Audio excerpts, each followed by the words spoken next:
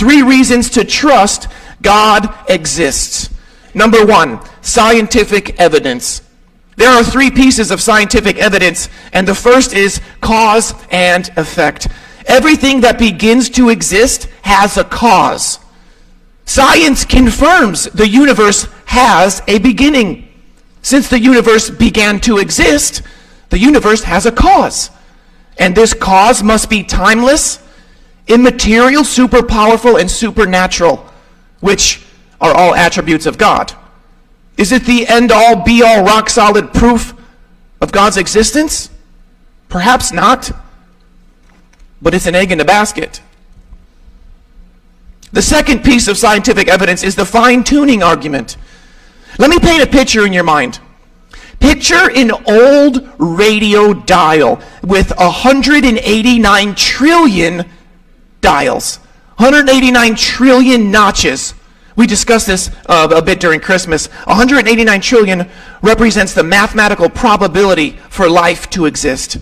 So picture as best you can an old radio dial with 189 trillion dials.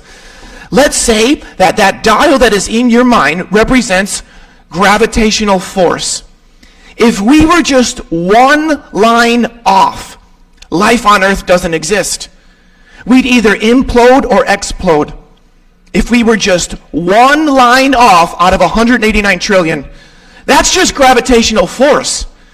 Now, add to that every other property that is in existence for existence to exist. So you have a dial labeled oxygen, one labeled hydrogen, another labeled nitrogen. You have mass, protons, atoms, light, dark matter, electromagnetic radiation, energy, just to name a few. Oh, by the way, the more dials you have, the more lines on the dial.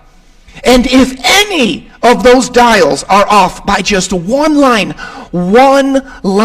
there is no life on Earth. 189 trillion plus lines, and you have to get the exact one for each property.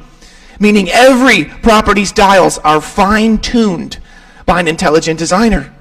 The uncreated creator, God Almighty. If we were off by just one line, life doesn't exist. And yet here we are. The fine-tuning of the universe. If that doesn't do it for you, I don't know what would, but hey, it's another egg in the basket. The third piece of scientific evidence is DNA. Now, DNA carries hereditary information from our parents. It carries genetic code. It determines everything about our makeup.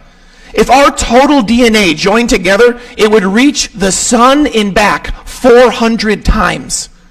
DNA is referred to as the book of life in science, and it's written like code. Think of a computer code, and it's so complex that nobody can figure it out. Every creation has a creator.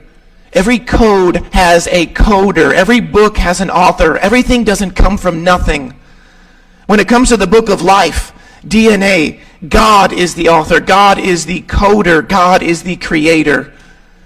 If you don't agree, you at least have to consider it an egg in the basket. Scientific evidence is a reason to trust in God's existence. Another reason to believe in God's existence is philosophical evidence. This is where we get the moral argument from. If God doesn't exist, objective moral values don't exist. But objective moral values do exist. Therefore, God exists. Let me give you an example. Is murder good or bad? How about rape? Good or bad? Pedophilia, good or bad? Where'd you get that from? It can't be from a person or society. That would be subjective. And some people think that stuff is okay, even though inherently they know it's wrong.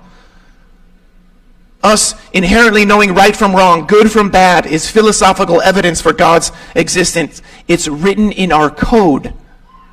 Now, that may not be the end-all, be-all for you, but it's another egg in the basket. The final evidence for God's existence is experiential evidence. These are testimonies of people who have experienced God in their real lives, and we'll be getting into that a bit more, so we're going to hold on to that egg.